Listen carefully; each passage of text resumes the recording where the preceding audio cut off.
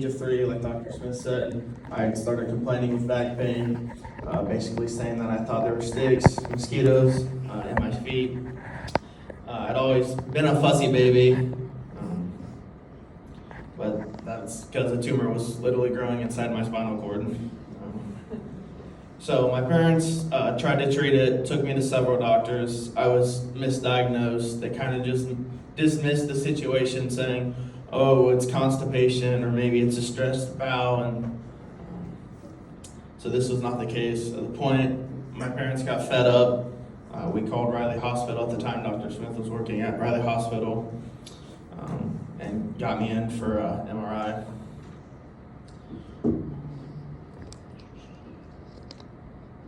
So at this point, we met with Dr. Smith. This would be the first time I met this God-given angel, a 5'0" miracle.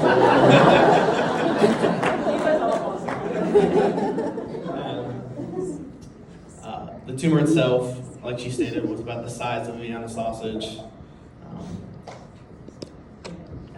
Basically, I had two choices. It was either do the operation, risk losing my legs, not being able to walk, or do nothing, and the same outcome is going to be.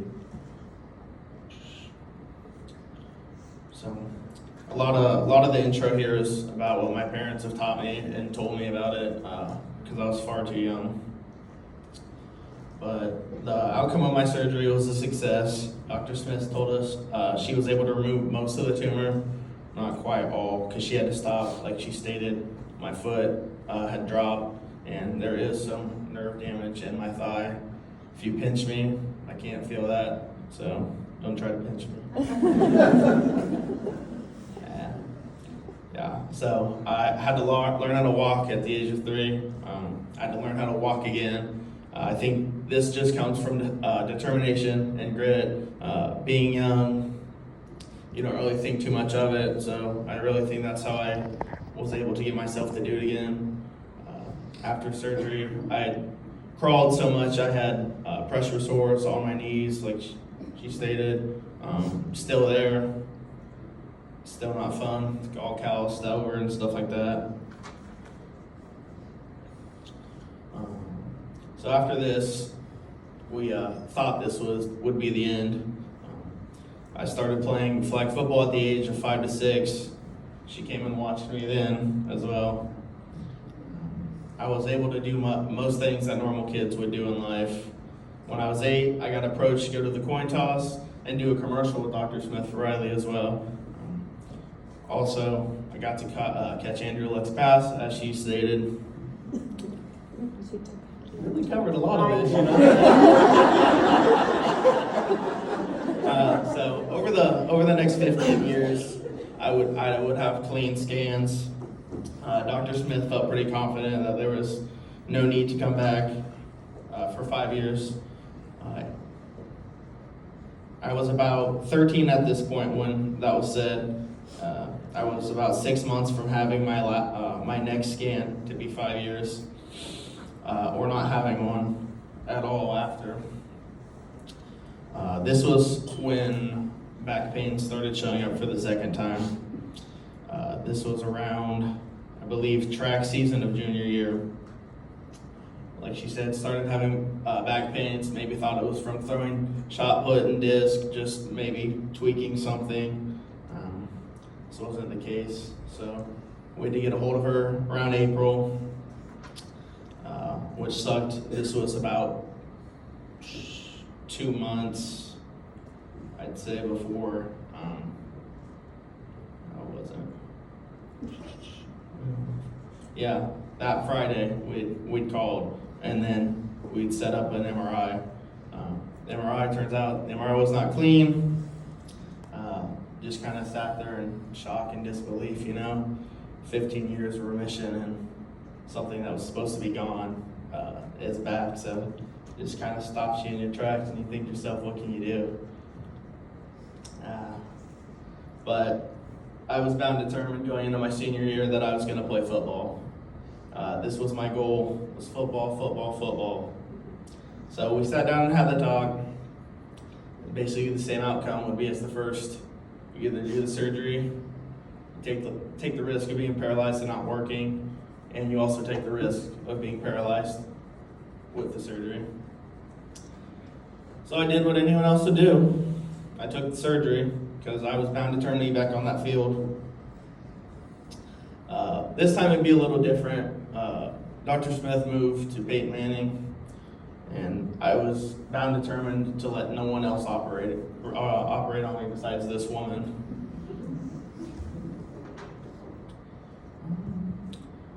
So after that, I started my journey. I was in ICU for a few days, 8 additional days in pediatric unit at Peyton Manning. The day after surgery, I couldn't even stand on my own 2 feet. I came into surgery with the mood of that I was just gonna walk out and be walking the next day because I didn't remember much from the first time. This was not the case. I couldn't stand on my own. I couldn't walk. I really didn't know what to do. I freaked out. Not a real emotional person, and there was a few points that Dad had to calm me down because I was bawling my eyes out laying in a hospital bed. So it made me super frustrated, but it also made me more determined to push forward every day. So after that, we also had great nurses, Ashley and Brian. This was during time of COVID, so I couldn't have very many people. So they take me down outside to like a family section. She helped be part of this because she spoils me.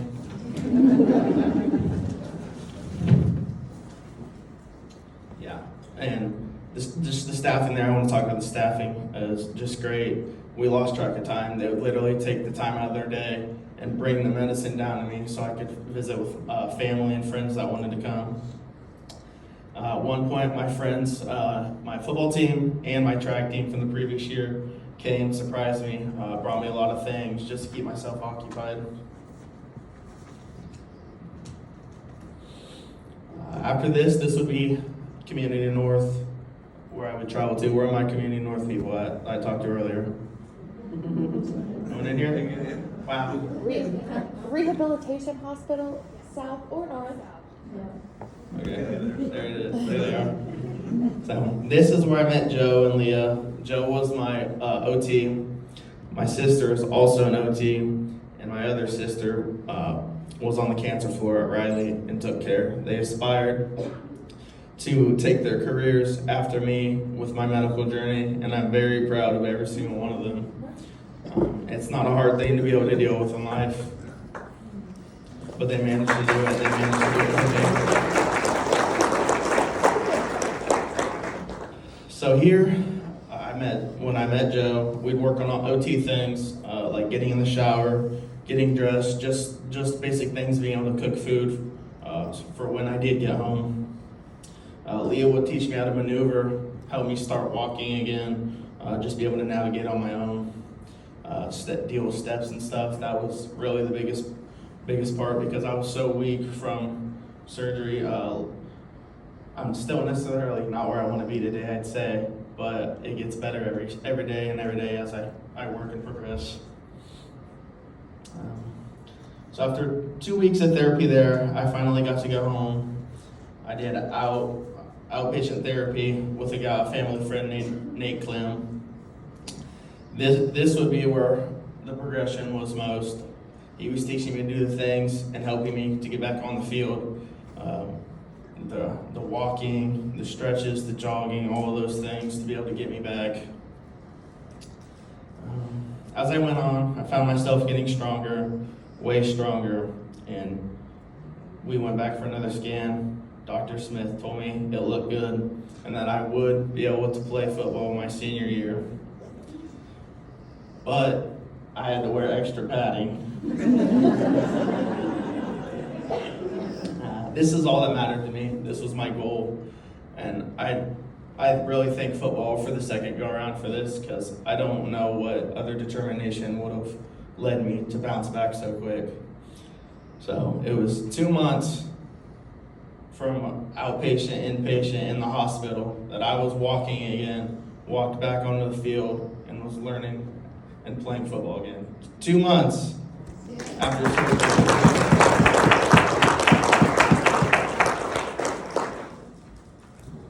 Although I didn't get to play as much as I'd like, I still rounded to my goal. And like she said, there's just surreal moments in life we had talked about ever since the first appearance with spinal cord tumor, that she would walk me out. We didn't think we were ever going to encounter another one, so this is what made it so more surreal to me. That a year after, a year after, not even a year after surgery, that she'd be walking on a football field with me and letting me do the thing that I love again. I also proceeded to do bowling and track that year. No pain, no free. But just something started acting up again for the third time, and started getting back pain again. And so I called back, and this would be not even a year later that it would appear for the third time. It was growing back not even a year later after surgery.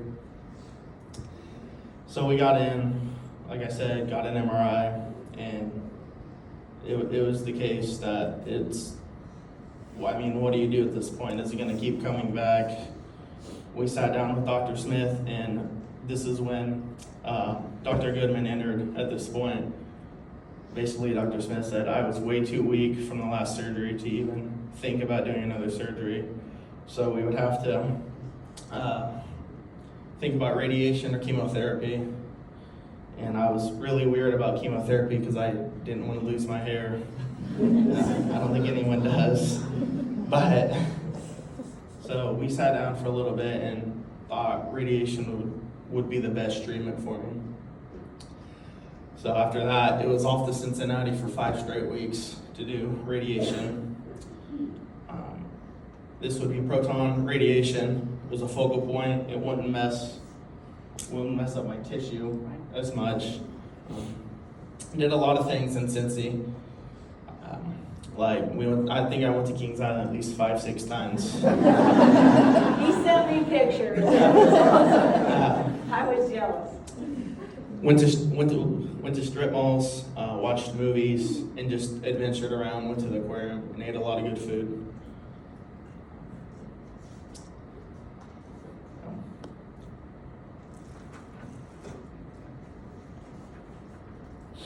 But that's where I'd meet more people. Carly and Dawn.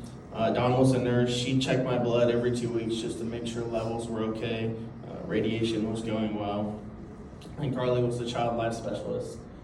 She'd give me, whatever I wanted when I needed it.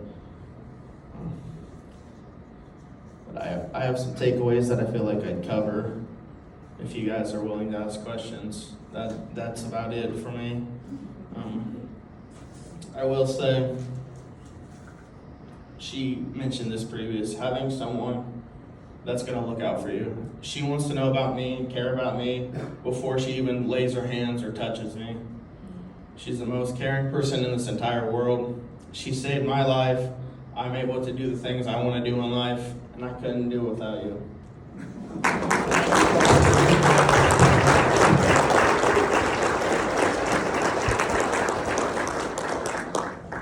That's about all I have for you guys. I think we're going to do questions. Any questions? Yeah, go ahead. I'm assuming you're graduated at this point. Yes, I am. Actually, after radiation, I went to AU, got my associate's degree in criminal justice, which I've not put that forward how I'd like to yet. Thinking about doing reserve cop, and I also thought about walking on at the football team there, but I just felt that I was too weak and not strong enough in my legs to do that. So.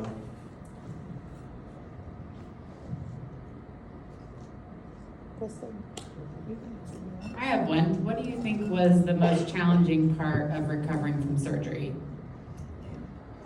I really think it's a mental game. You gotta have family, a great support team around you. I think for me, the biggest part would be, like I said, the mental part. getting up the next day, doing something a little more and more each day, and having a focal point to focus on. For me, it was football at the time. And I just think having something that you love to do and looking forward and putting forth the energy and the effort to get back to it is going to help you. And having amazing people like her, that's really it. She'd bribe you. Yes, she would. He has my phone number. He Yeah. texts me. He can send me pictures. He's an amazing young man, and he has an amazing family that was supportive the entire way. I mean, just the way they reacted and responded when I had to tell them that the tumor was back. I was just dying inside, and it was a hard thing, but they just said, okay, we're gonna do whatever we've gotta do, and we did it. And the reason why he had the balance issues is because one of the things when you take out a spinal cord tumor, the dorsal columns, that's where your proprioception resides. And proprioception is super important because if your proprioception is out a little bit, you don't know where your limbs are in space.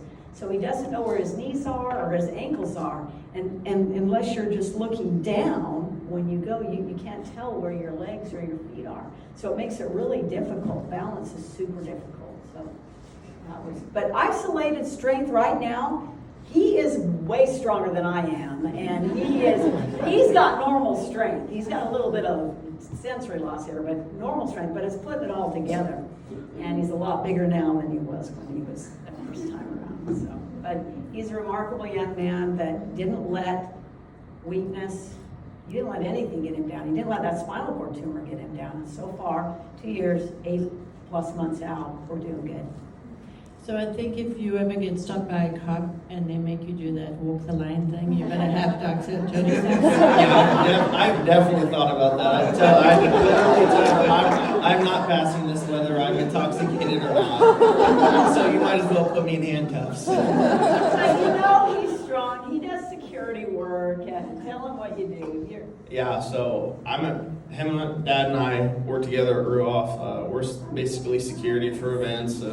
We got to take all of those intoxicated people out, the pubers, the drunks, the medical issues. Yeah, we got to deal with a lot of that. We got to carry people out. So yeah, I'm feeling the best that I've felt in a long time in the gym a lot. So I'm feeling great.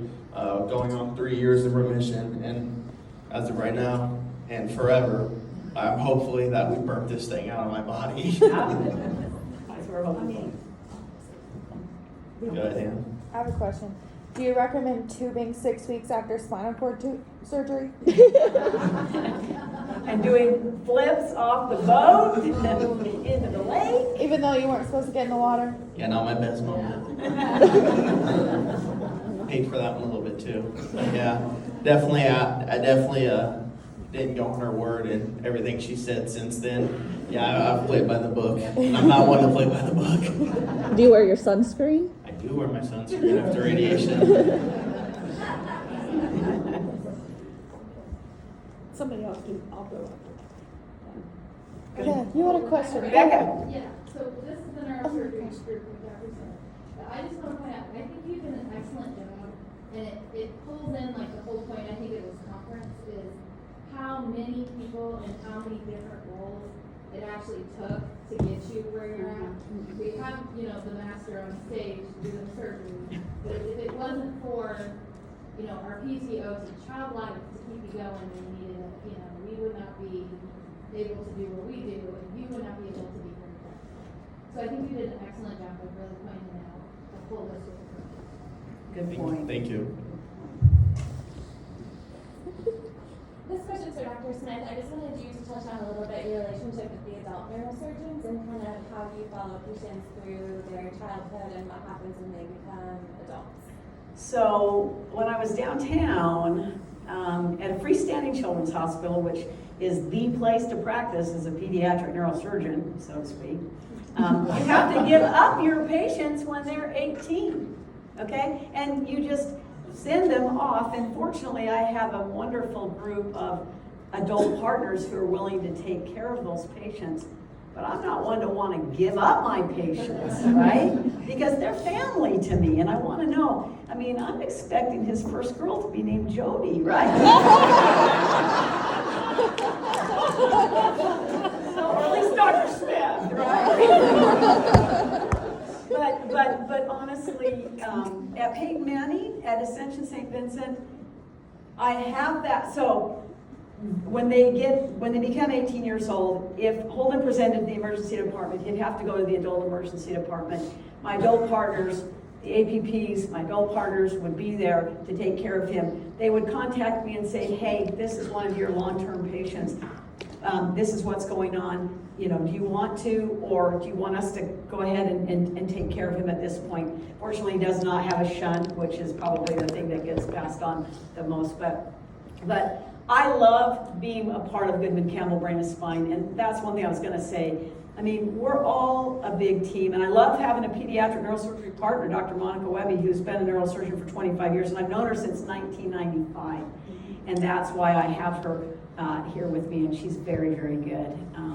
And I know that I can go away to conferences and things like that and know that my kids are going to be taken care of either by the adult service or by my pediatric nurse practitioners and PA and my partner.